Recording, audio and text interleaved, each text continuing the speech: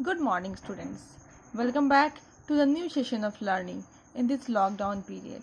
This is your accounts class, and we are solving questions of dissolution of a partnership firm.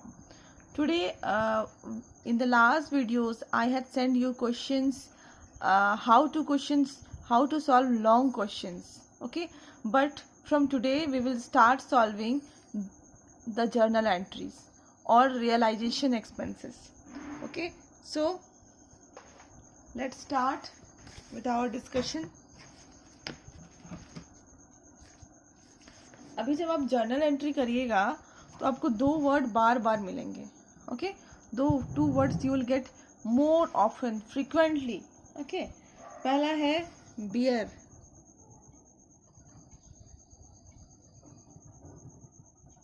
And दूसरा है पे या फिर paid.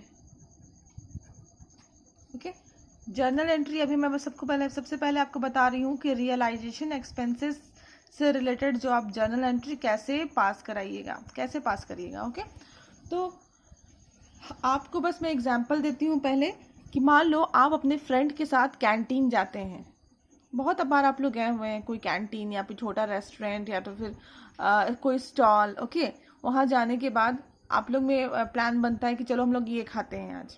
Okay, chowmein खाते हैं सपोज. ओके, तो अगर आपके पास पैसा नहीं है पॉकेट में, ओके, आपके पास पैसा नहीं है, ओके, तो आप क्या बोलोगे अपने फ्रेंड से कि ठीक है मेरा पैसा अभी पे कर दो, but I will give you afterwards. Okay, अभी आप अपने फ्रेंड को बोल रहे हो कि अभी के लिए आप मेरा पैसा पे कर दीजिए, मैं आपको बाद में दे दूंगा. ठीक है, तो यहाँ पे आप बियर कौन कर रहे हैं? बियर आप कर रहे हैं, you are bearing. Okay, bear आप कर रहे हैं, बट पैसा कौन पे कर रहा है? फ्रेंड कर रहा है. और आपको समझ में आई है बियर और पे में क्या डिफरेंस होती है? फिर मैं आपको एक एग्जांपल देती हूँ. आप आते हैं और अपनी स्कूल फीस पे कर देते हैं. ठीक है, तो यहाँ पे आप कौन पे करता है? आप आते हैं और अपनी स्कूल फीस पे कर देते हैं. ओके, लेकिन क्या आप उसको कमा करके खुद से पे कर रहे हैं? आपकी पॉकेट से बस आप पॉकेट से निकाल के बस पे कर रहे हैं, बट क्या वो आपका पैसा है? आप खुद से कमाया है उसको आपने? नो. उसको बियर कौन कर रहा है? आपके पेरेंट्स.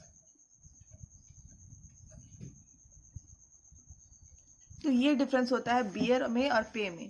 ठीक है, पे मतलब होता है कि उस समय जो भी कोई खड़ा होकर के जो भी अपने पॉकेट से निकाल करके पैसा दे रहा है उसको बोलते हैं पे करना. अब बियर करना में एक्चुअली जिसका पैसा है वो दे रहा है, दैट इज कॉल्ड पे.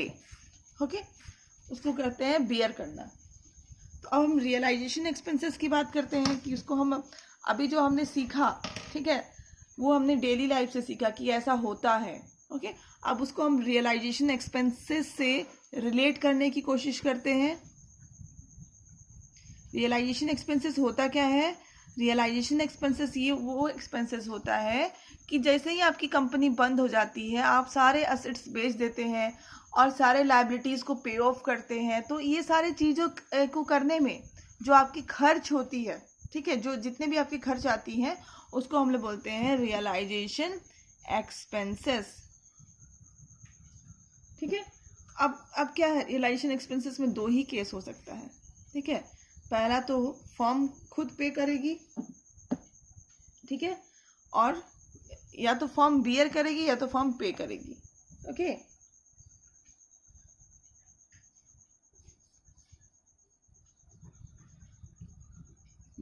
फर्म बियर करेगी और यहाँ पे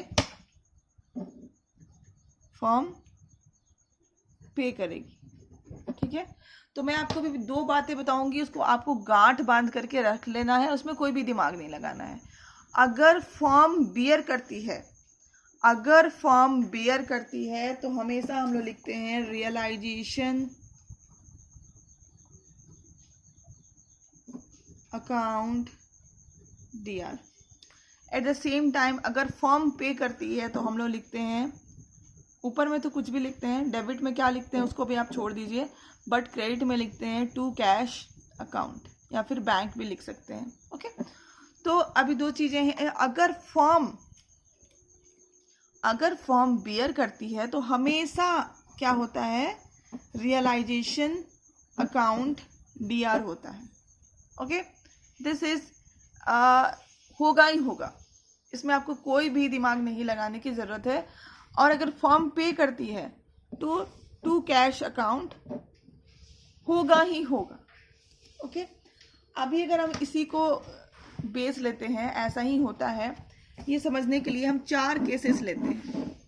ठीक है, उसके बाद हम लोग 2-3 क्वेश्चंस भी करेंगे। 4 केसेस लेते हैं। ठीक है, पहला केस है, केस 1 है,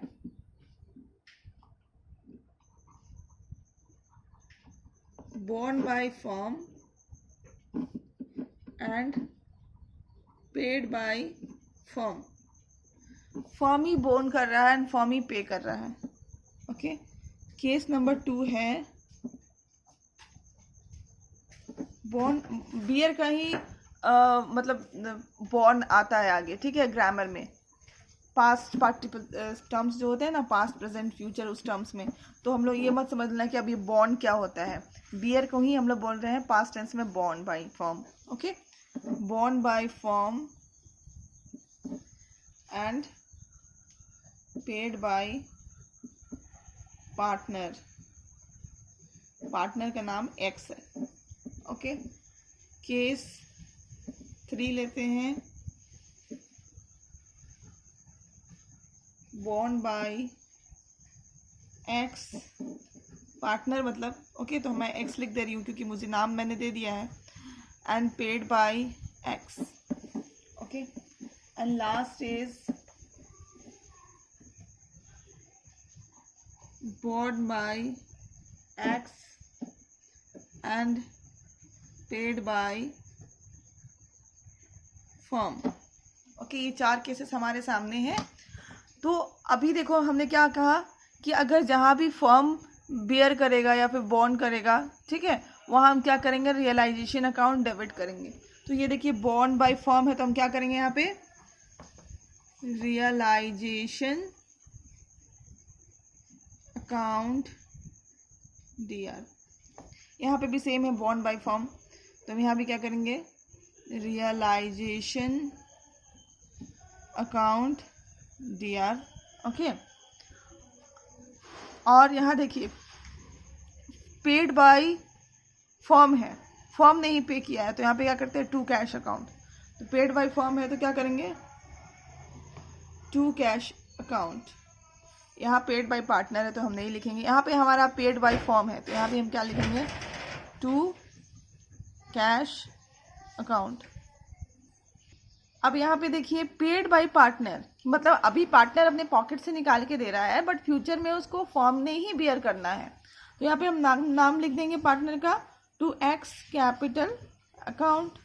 ओके, यहाँ पे देखिए borne by X and paid by X, मतलब X ही बॉर्न कर रहा है और X ही पे करता है। ओके, तो हम लोग यहाँ पे कोई एंट्री नहीं करेंगे, नो एंट्री। अगर सेम इंसान बॉर्न कर रहा है, सेम इंसान पे कर रहा है तो हम लोग उसको लिखते हैं नो एंट्री, क्योंकि हम लोग सारी एंट्री जो है वो फर्म के पर्सपेक्टिव से करते हैं, जहाँ पे फर्म इन्वॉल्व नहीं है। यहाँ पे देखिए आप, फर्म कहीं भी इन्वॉल्व नहीं है, बस X ने बॉर्न किया, X ने पे किया, तो हम यहाँ पे लिखेंगे नो एंट्री।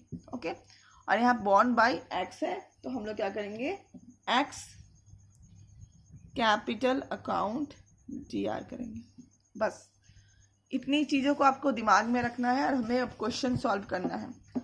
हम स्टार्ट करते हैं क्वेश्चन नंबर 3 से।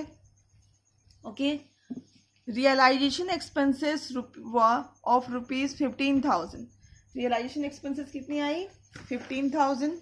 ओके, और were met by Rahul a partner but were paid by the firm. ठीक है, अभी जो रियलाइजेशन एक्सपेंसेस है वो राहुल दे देगा बट वो कौन पे करेगा, एक्चुअली फर्म पे करेगा।